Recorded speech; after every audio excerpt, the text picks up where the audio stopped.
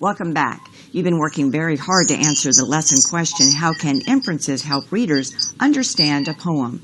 Well, this individual is piecing this whole puzzle together, one piece at a time. Pretty soon, he or she will have a clear picture. In the same way, readers take a clue here and there to make an inference until finally they, too, have a clear picture or understanding of a story, or in this case, a poem. Now, so far you've practiced making inferences and analyzing figurative language in order to understand the poem's meaning. Now let's take a look at theme.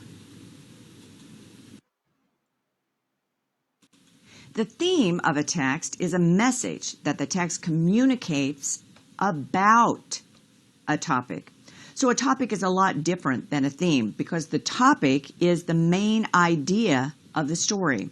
And the theme is usually implicit or not stated directly by the author. It's inferred by the reader.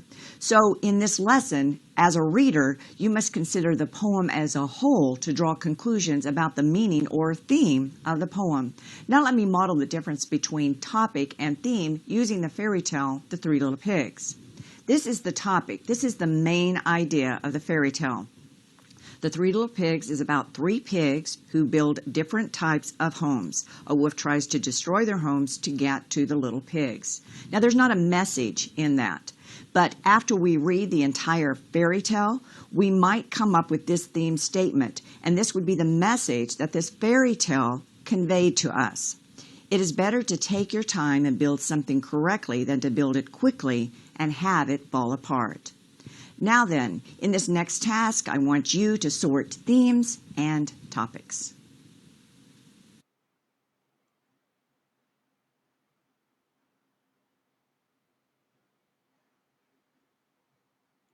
Place the themes and topics into the correct categories.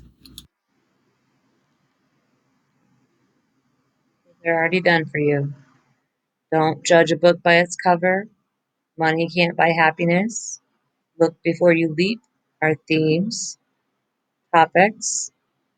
Ed judged the movie by its poster. He left without knowing the weather. Jen was sad, so she read a book. Themes communicate messages that authors want to share with their readers.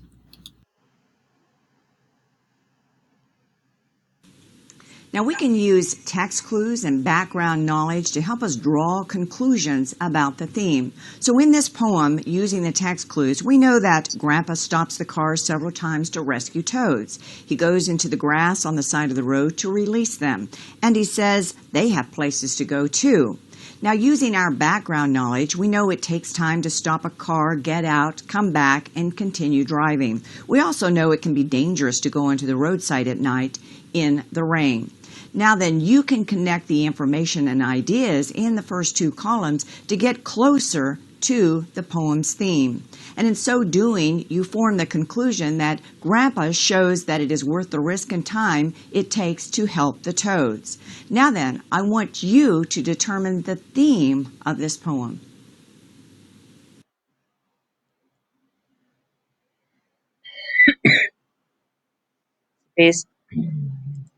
Based on the conclusion, Grandpa shows that it is worth the risk and time it takes to help the toads, write a theme statement showing the poem's deeper meaning or message. Make sure you include these two things. A strong answer should sum up the poem's message about the importance of all living things and people's responsibility to help them when they can.